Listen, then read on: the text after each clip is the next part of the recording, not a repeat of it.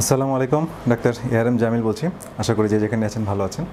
আজকে আমরা একটি গুরুত্বপূর্ণ হরমোন, আমরা আসলে এই হরমোনটি সম্পর্কে অনেকেই হয়তো জানি না, বা এটার যে এত কাজের ব্যাপকতা বা এত প্রয়োজন সেটাও হয়তো অনেকে আমরা জানি না। তো সেই বিষয়ে সচেতনতা বৃদ্ধির জন্য আজকে এই হরমোনটার সম্পর্কে আলোচনা করছি।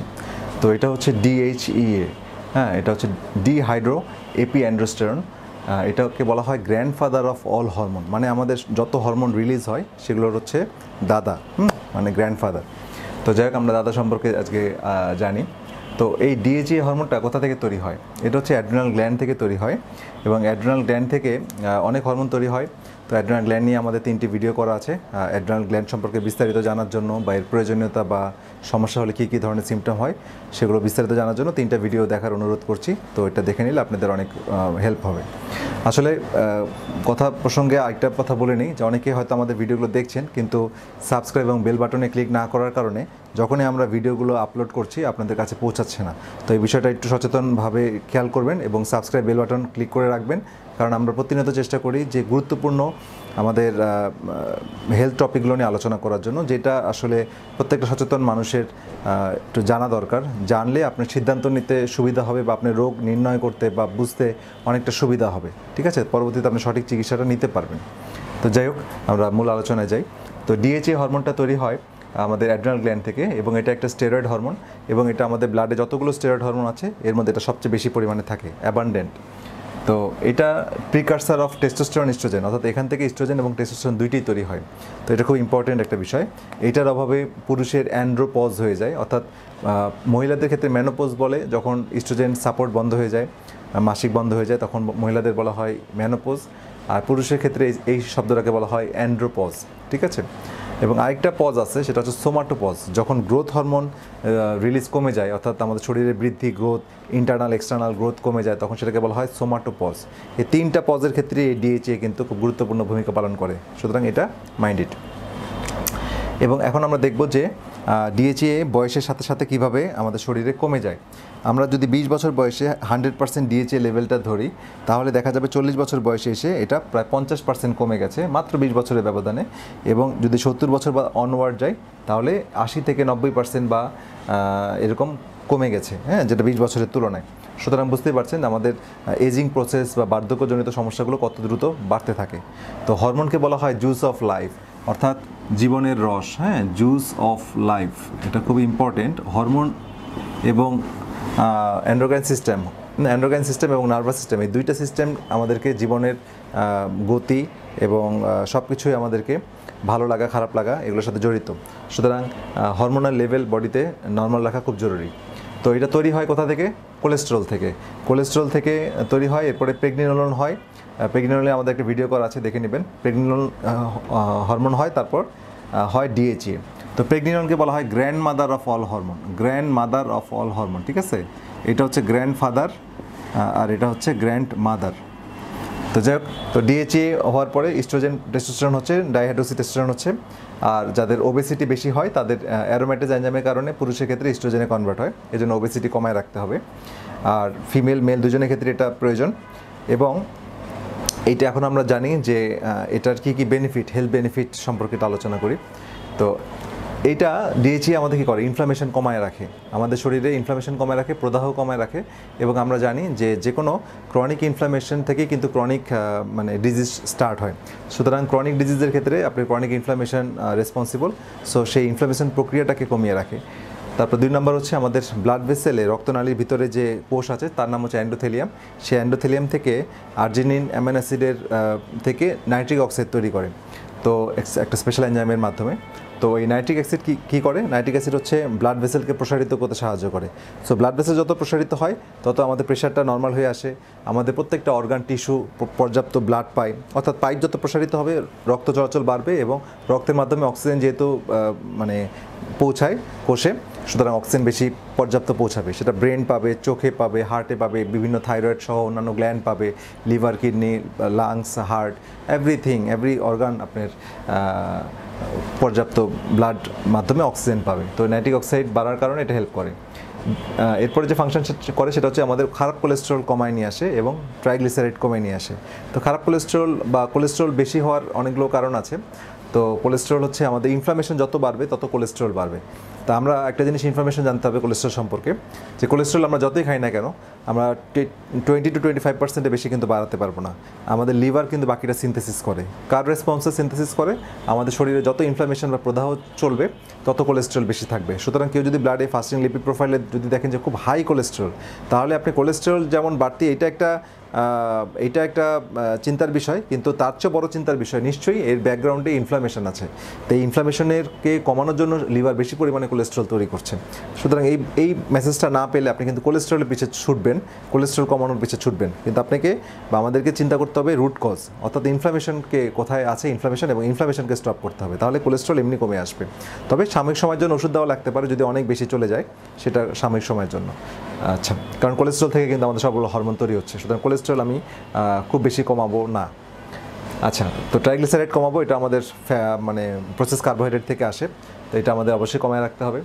ব্লাড ক্লট অর্থাৎ রক্ত জমাট বাঁধার ঝুঁকি কমায়, আমাদের স্ট্রেস কমাতে সাহায্য করে ডিএচএ, অর্থাৎ আমাদের অ্যাংজাইটি, স্ট্রেস বা আমাদের ওয়ার্কলোড, এগুলো আমাদেরকে মানে আমরা যেন এটা অ্যাডাপ্ট করতে পারি এর সাথে, এই বিষয়গুলো এটা খুব টেক কেয়ার করে। তো এরপরে যে ইম্পর্টেন্ট ফাংশন করে সেটা হচ্ছে আমাদের ওবেসিটি, অর্থাৎ মেদবাহুল্য আমাদের কমায়, অর্থাৎ অতিরিক্ত ওজন বা ওভারওয়েট হয়ে যাওয়ার প্রবণতাকে কমায়। যাদের ডিএচএ লেভেল খুব ভালো আছে তারা ওভারওয়েট সাধারণত হয় না। তারপরে হচ্ছে লিন বডি মাস, অর্থাৎ আমাদের মাসেল মাস বাড়ে। আমরা জানি যে পুরুষরা যত বয়স বাড়ে আফটার 40 পর থেকে কমা শুরু করে, 50-তে যে অনেক দেখা যায় মাসেল শুকিয়ে গেছে, হাড়ের উপর মাসেল, তো মাসেলগুলো বৃদ্ধি পায় টেস্টোস্টেরন হরমোনের উপস্থিতিতে। তো টেস্টোস্টেরন হরমোনটা কিন্তু আবার ডিএচএ থেকে তৈরি হয়। সুতরাং ডিএচএ আলটিমেটলি বেশি থাকলে টেস্টোস্টেরন হরমোনও পর্যাপ্ত থাকবে, আপনার মাসেল মাস বেশি থাকবে। সেই সাথে আমাদের হেলদি খাবার এবং হেলদি লাইফস্টাইল এবং আমাদের পর্যাপ্ত এক্সারসাইজ করতে হবে। আচ্ছা, এখন আমাদের যেটা করে সেটা হচ্ছে আমাদের শরীরে বিভিন্ন রিপেয়ার প্রসেস চলে, আমাদের কোষে বা টিস্যুতে যে ওয়্যার অ্যান্ড টিয়ার হতে থাকে, বিভিন্ন সময় যে বিভিন্ন ফাংশন করতে যে বিভিন্ন যে ত্রুটিগুলো হতে থাকে সেগুলোকে রিপেয়ার করে, ঠিক আছে, রিপেয়ার প্রসেসে এটা হেল্প করে। আমাদের বোন গ্রোথ, হাড়ের গ্রোথ বা বৃদ্ধি বা সক্ষমতা বা ডেনসিটি, ঘনত্ব বাড়াতে সাহায্য করে। অর্থাৎ বয়স হলে অনেক সময় পুরুষ মহিলা দুজনের ক্ষেত্রেই অস্টিওপোরোসিসের ঝুঁকি বাড়ে, হাড় ক্ষয়ে যায়, এবং এক সময় এত বেশি সমস্যা হয় যে অনেকের ক্ষেত্রে হাড় ভেঙে যাওয়ার প্রবণতা তৈরি হয় বা ভেঙেও যায়, এটাকে বলা হয় অস্টিওপোরোসিস।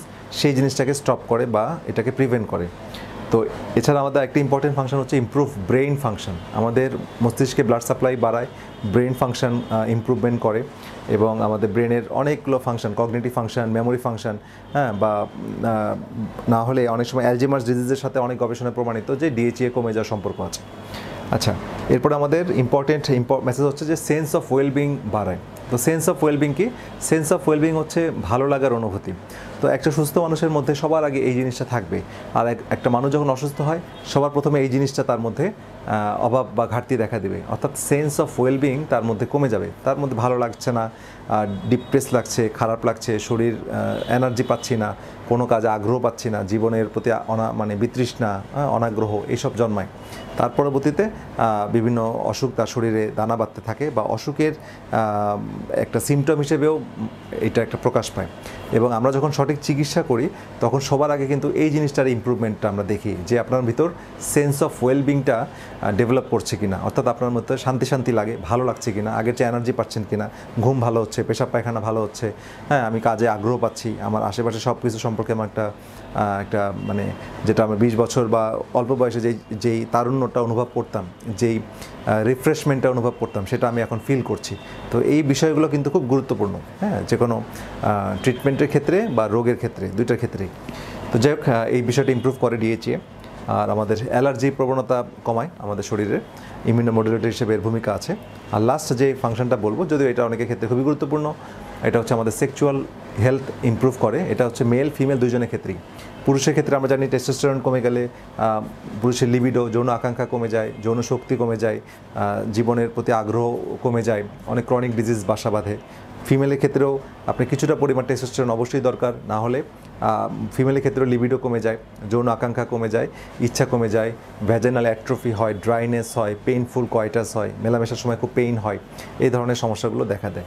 তো সেক্ষেত্রে ডিএচএ খুব ভালো একটা মানে খুব ভালো না, মানে মাস্ট, হ্যাঁ, এটা অবশ্যই বডিতে আপ টু মার্ক, হ্যাঁ, এটা খুব ভালো একটা লেভেলে মেনটেন করতে হবে, ঠিক আছে। আচ্ছা, এখন আমরা দেখি যে আমরা ডিএচএ কীভাবে বুঝতে পারবো যে আমাদের শরীরে ডিএচএ ঘাটতি আছে কিনা।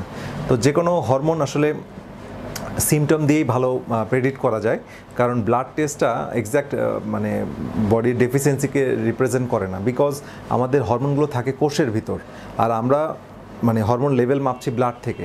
তো যে কারণে ব্লাডে কিন্তু সে আসে কিছু অংশ তার আছে, ম্যাক্সিমাম থাকে কোষের ভিতর, কিছুটা অংশ ব্লাডে থাকে, এবং সেটার মধ্যে আবার অনেক অংশ প্রোটিনের সাথে বাইন্ড অবস্থায় থাকে, যে কারণে আমরা কিন্তু ট্রু পিকচারটা পাই না।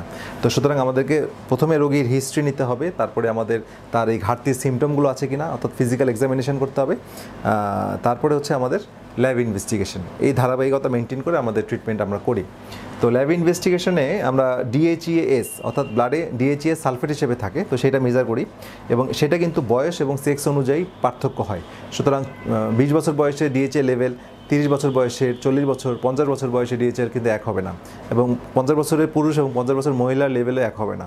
সুতরাং ওইটা কিন্তু বয়স অনুযায়ী তার ক্যালিব্রেশন করা থাকে, ওইটা দেখতে হবে। এটা ল্যাব টু ল্যাব ভ্যারি করে, এটা আপনাদের চিকিৎসক আপনাকে এটা বলবেন। আচ্ছা, এখন আজকে জাস্ট সংক্ষেপে একটা মেসেজ দিলাম। আসলে প্রত্যেকটা এখানে যে ফাংশনগুলো বললাম এগুলো নিয়ে বিস্তারিত আলোচনা করার দরকার আছে, কারণ DHA খুবই গুরুত্বপূর্ণ হরমোন এবং এটা নর্মাল রাখা খুব জরুরি। তো এখন আমরা DHAটা আমাদের শরীরে কিভাবে বাড়াতে পারি? তো DHAটা আসলে আমাদের যদি পর্যাপ্ত ভালো কোলেস্টেরল আমরা গ্রহণ করি তাহলে আমাদের DHA নর্মাল থাকবে। আমাদের এক্সারসাইজের মাধ্যমে ওয়েল লাইফস্টাইল, হেলদি ফুড, হ্যাঁ, সেটার মাধ্যমে এবং DHA মেনটেন করব। আর হচ্ছে আমাদের অনেক সময় বয়স হয়ে গেলে আমাদের সাপ্লিমেন্টেশনের প্রয়োজন হয় কিছুটা সময়ের জন্য, এটা অনেকের ক্ষেত্রে হয়। এটা আপনি অবশ্যই আপনার চিকিৎসক এই বিষয়ে ফাইনাল সিদ্ধান্ত নেবেন, কারণ DHA যেহেতু এটা একটা হরমোন, সুতরাং অতিরিক্ত গ্রহণ করলে বা নিজে নিজে গ্রহণ করলে বেশি চিকিৎসকের তত্ত্বাবধানে না থেকে তখন কিন্তু অনেক সময় কিছু সাইড ইফেক্ট দেখা দিতে পারে, ঠিক আছে? তো সুতরাং পরামর্শ থাকবে অবশ্যই চিকিৎসকের তত্ত্বাবধানে থেকে এই বিষয়টা আপনারা আগে চেক করবেন, আগে ফিজিক্যাল সিমটম দিয়ে চেক করবেন, তারপরে ব্লাডের রিপোর্ট দিয়ে চেক করবেন, চিকিৎসকের সাথে আলোচনা করবেন, এবং আপনার চিকিৎসক নিশ্চয়ই আপনাকে এই বিষয়ে একটা ভালো গাইডলাইন দিবে, এবং DHA হরমোনটা আপনাকে নর্মাল রাখতে হবে। তো যাই হোক, আজকের ভিডিওটা দীর্ঘায়িত করছি না। আমাদের ভিডিওগুলো জনস্বার্থে করা, এবং আশা করি এই মেসেজগুলো আপনাদের যেমন প্রয়োজন অন্যদেরও একই রকমভাবে প্রয়োজন, এবং মানুষের স্বার্থে এটা সবার সাথে যত বেশি প্রচার করবেন মানুষের উপকারে আসবে। আর আমাদের ভিডিওগুলো ভালো লাগলে অবশ্যই লাইক, কমেন্ট, শেয়ার করবেন, এবং সাবস্ক্রাইব এবং বেল বাটন ক্লিক করে রাখবেন যেন নতুন ভিডিও আসার সাথে সাথে আপনারা পেয়ে যান। কারণ অনেক সময় সাবস্ক্রাইব বা বেল বাটন ক্লিক করে না রাখলে নতুন ভিডিও হয়তো গুরুত্বপূর্ণ কোনো মেসেজ দেওয়া হচ্ছে কিন্তু আপনারা পাচ্ছেন না, বা অনেক পেশেন্টরাও বা অনেকে এসে মেসেজ করেন যে মানে এই রিলেটেড কোনো ভিডিও আছে কি না। অলরেডি কিন্তু আমি এই ভিডিওটা দিয়ে রেখেছি, কিন্তু আপনারা সাবস্ক্রাইব বা বেল বাটন ক্লিক না করার কারণে ওই মেসেজটা পাননি। তো এটা একটু খেয়াল রাখবেন। তো যাই হোক, পরবর্তী ভিডিও দেখার আমন্ত্রণ থাকলো। সে পর্যন্ত সবাই ভালো থাকেন, সুস্থ থাকেন। আল্লাহ হাফেজ।